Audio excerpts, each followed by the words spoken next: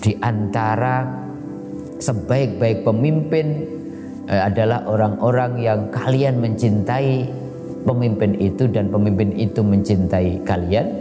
Wa yusalluna alaikum wa tusalluna alaihim. Kalian kemudian karena saling mencintai itu kalian mendoakan pemimpin dan para pemimpin itu juga mendoakan dalam munajat-munajatnya rakyatnya sebagai yang dipimpin. Tapi wasiraru a'immatikum, tetapi sejelek-jelek pemimpin adalah alladzina yuhmidunahum wa yuhmidunakum. Jadi orang-orang yang kita aja yang dipimpin itu membenci pemimpinnya dan pemimpinnya juga membenci kemudian rakyatnya, dan yang kemudian watal'aunahum wa yal'anunakum, dan kemudian biasanya kalau sudah membenci pemimpinnya mereka saling melaknat.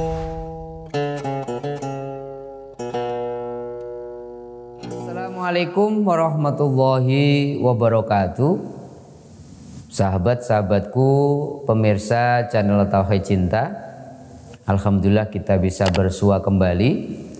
Hari ini kita akan membicarakan menuju 14 Februari karena kita ada siklus 5 tahunan, ada ada media untuk memilih calon pemimpin kita, baik pemimpin RI 1, presiden, wakil presiden, maupun orang-orang yang mewakili kita sebagai calon anggota legislatif maupun mewakili daerah kita. Jadi ada capres, DPD, DPR 1, DPR pusat, DPR provinsi, dan DPR tingkat 2. Ini semua satu tujuannya, bagaimana kita akan menitipkan harapan-harapan kita kepada orang yang memimpin kita, ya. Kriterianya bisa disebut dalam bahasa Al-Quran ulul amri. Maka saya ingin memberikan beberapa catatan. Di dalam Islam, pemimpin itu punya kedudukan dan kemudian punya posisi yang luar biasa, sahabat-sahabatku. Imam Baihaqi misalkan ketika nulis buku Syu'abul Iman mengatakan pemimpin itu al-imamu dzillullah fil ard. Imam itu adalah bayangan Allah di muka bumi. Dalam bahasa Al-Baqarah mungkin ayat 30 itu khalifah. Pemimpin itu khalifah, bayangan Allah, wakil Allah, representasi Allah di muka bumi, sehingga ini nggak main-main. Bahkan Imam Asyuyuti dalam Jami'ul Kabirnya mengatakan pemimpin itu adalah seseorang di mana umat itu menjadikan mereka tempat mengadu, tempat menyampaikan harapan dan keluh kesah mereka untuk menuntut hak, untuk mendapatkan keadilan dan sebagainya.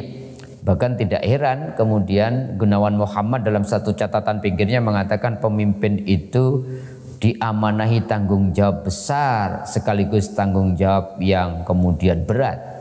Maka jangan heran kalau orang tahu sebenarnya tanggung jawab besar dan berat pemimpin ini. Pemimpin itu adalah orang yang berani menderita. Kenapa disebut berani menderita? Memimpin adalah menderita karena memimpin yang baik adalah orang yang berani kemudian mewakafkan dirinya untuk apa?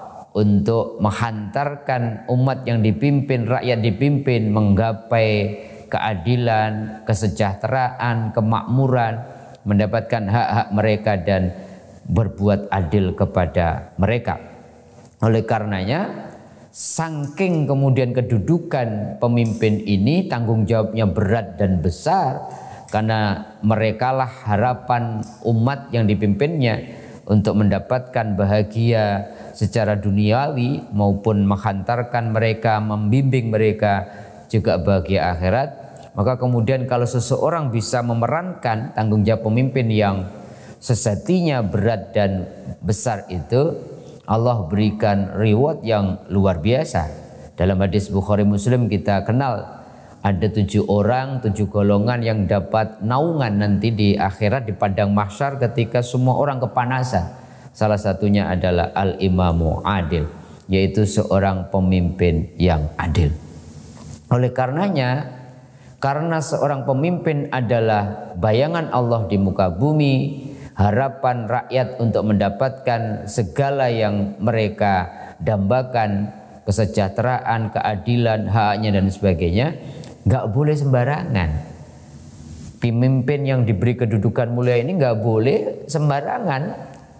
Seseorang itu kemudian mencalonkan diri sebagai pemimpin. Ada orang-orang yang mestinya sadar posisinya, apakah punya kapasitas, kapabilitas untuk menjadi orang yang siap menderita. Al-imamu wa khadi'uhum, siap melayani dan bukan untuk dilayani ketika mereka jadi pemimpin. Oleh karenanya Islam memberikan kriteria-kriteria. Sahabat-sahabatku, kriteria misalkan kalau kita pakai Imam Al-Mawardi dalam kitab Al-Ahkam Al-Sultaniyah wal Wiladatud Diniyah, di situ disebutkan betul pemimpin ideal menurut Imam Al-Mawardi ketika beliau merujukkan 7 kriteria itu lewat Quran dan Sunnah tentunya. Yang pertama kata Imam Al-Mawardi, kriteria pemimpin yang ideal dalam Islam adalah adil. Ini diletakkan pertama, orang-orang yang kemudian mampu membuat kebijakan yang cocok untuk kondisi masyarakatnya. Wat usyain ala mahali, bagaimana menempatkan sesuatu ya, menempatkan orang di tempat yang pas, menteri-menterinya, menempatkan kebijakan yang pas sesuai dengan kondisi yang dibutuhkan masyarakat. Jadi keadilan itu mencakup dalam segala aspek. Ini kriteria pertama. Yang kedua, pemimpin itu punya pengetahuan yang luas. Sebab kalau tidak punya ilmu yang cukup, bagaimana dia bisa meramu kebijakan yang mensejahterakan umatnya ketika dia sendiri tidak punya kemampuan untuk memahami apa yang dibutuhkan oleh rakyatnya. Jadi sehingga decision mereka pengambilan kebijakan itu saya kira juga harus ditopang dengan pengetahuan yang kemudian holistik, yang mumpuni, sehingga mereka bisa menelurkan sebuah kebijakan atau mengambil sebuah keputusan yang paling objektif sekaligus paling ideal untuk yang dipimpin. Dan ternyata kedua dan ketiga keempat kata Al-Mawardi, seorang pemimpin ideal itu pemimpin yang kemudian sehat panca inderanya kata beliau, dan kemudian punya badan yang sempurna yang tidak bisa menjadikan handicap dia untuk menjadi orang yang mengambil atau menjalankan amanah kepemimpinan. Baru yang kelima, bicara lagi tentang yang sesuatu yang non fisik, yaitu punya visi. Jadi punya visi, punya tujuan, punya sesuatu yang ditawarkan mau dibawa kemana ini. Amanah 5 tahunan lah kalau presiden ini. Sebab kalau seseorang tidak punya visi sama dengan dia memimpin tanpa tujuan yang jelas, tanpa target-target yang jelas, sehingga pasti kebijakannya diambil secara sporadis, yang itu kadang-kadang tumpang tindih, sehingga kemudian dampak maslahatnya saya kira tidak maksimal. Yang keenam kata Imam Al-Mawardi, yaitu qawiyul amin. Jadi seorang pemimpin itu seperti dalam surat Al-Qasas ayat 26 adalah orang yang kuat sekaligus orang yang berani. Jadi dia kuat, artinya apa? Kuat dalam konteks fisik juga, tetapi ini dalam konteks qawiyul amin itu orang yang mampu kemudian menyampaikan satu kebijakan, tetapi dia mampu secara kuat mempertahankan kebijakan itu, argumentasinya kuat, tapi punya keberanian untuk mengeksekusi. Kadang banyak orang yang kemudian kebijakan ini sebenarnya harus diambil tapi nggak punya keberanian karena mungkin pertimbangan elektoral, dia khawatir ditinggalkan oleh, padahal itu harus diambil. Tapi kuat dalam konteks dia mampu menjaga rongrongan ancaman rakyat yang dipimpinnya baik secara internal maupun eksternal ya, terorisme, kemudian kasus-kasus perang antar negara, itu juga kita harus punya pemimpin yang kuat dan sekaligus kemudian punya keberanian. Dan menarik, ke dalam Imam Al-Mawardi ini ditambahkan dari suku Quraisy. Konteksnya saya kira waktu itu adalah kepemimpinan di Mekah maupun di Madinah. Ini kira-kira pemimpin itu ya harus diambil dari satu komunitas, satu suku yang memang dikenal waktu itu. Kalau kita konteks dalam Indonesia, saya kira kalau kita ngomong harus Jawa dan sebagainya menjadi bias ya. Tetapi ini sebuah kriteria, bahkan di dalam keterangan para ulama ketika membicarakan hadis ini ya, kalau waktu itu konteksnya suku Quraisy. Nanti dalam konteks negara yang berbeda, siapa suku atau satu komunitas yang punya tradisi-tradisi pemimpin yang kuat. Kalau tidak, ya adalah balik lagi ke tria, siapa yang bisa punya kualifikasi yang mendekati kriteria 1 sampai 6 tadi.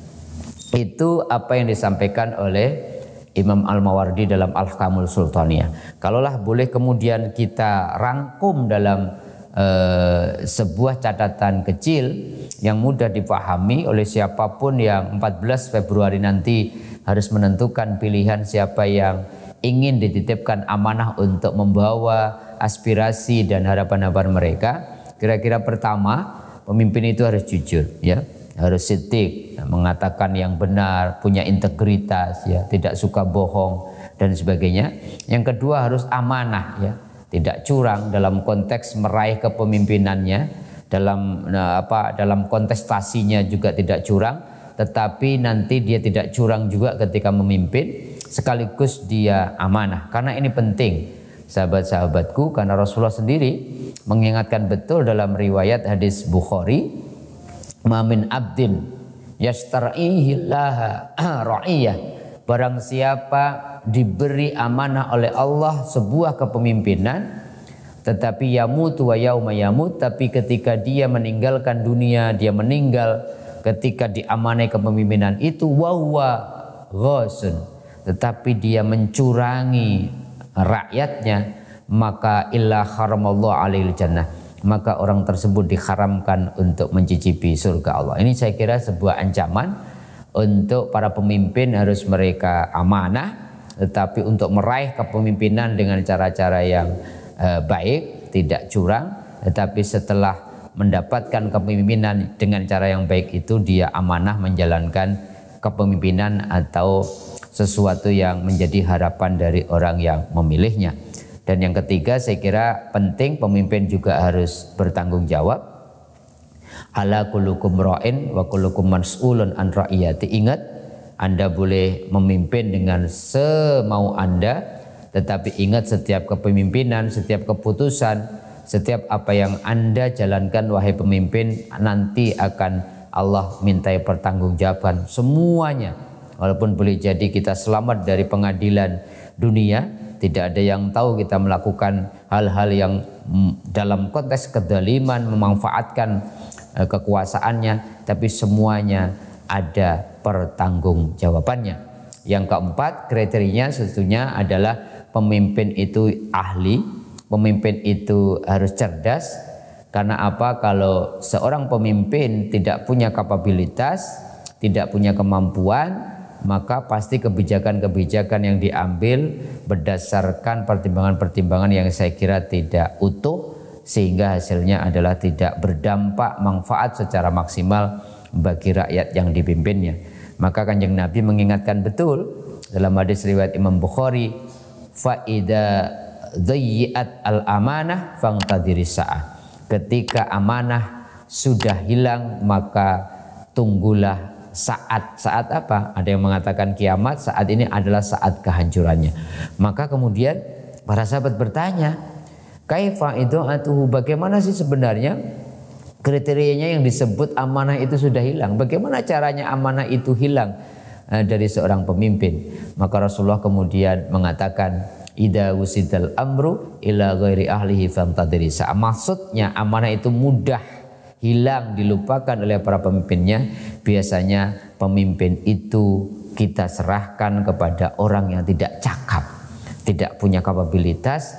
Karena Kanjeng Nabi mengatakan, ketika satu urusan kau serahkan kepada orang yang tidak mempunyai keahlian dalam bidang itu, termasuk untuk memimpin yang melayani rakyatnya, maka tunggulah kehancurannya. Dan yang menarik, yang kelima, ada kriteria yang luar biasa dari hadis Nabi riwayat Muslim adalah pemimpin yang mencintai dan dicintai oleh rakyatnya. Ini satu ideal. Kita mengharapkan pemimpin yang kelima ini Masya Allah tidak mudah. Karena katanya Nabi mengatakan, khiyaru a'immatikum alladzina tuhibbunahum wa yuhibbunakum. Di antara sebaik-baik pemimpin adalah orang-orang yang kalian mencintai pemimpin itu dan pemimpin itu mencintai kalian. Wa yusalluna alaikum wa tusalluna alaihim.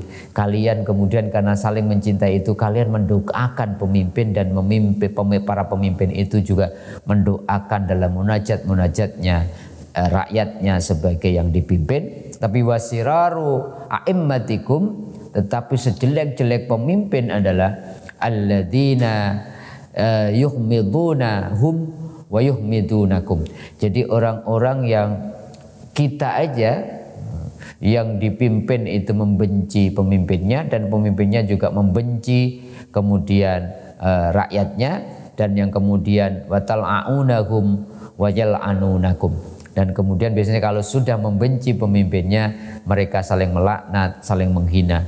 Itulah sejelek-jelek kita dalam konteks kepemimpinan.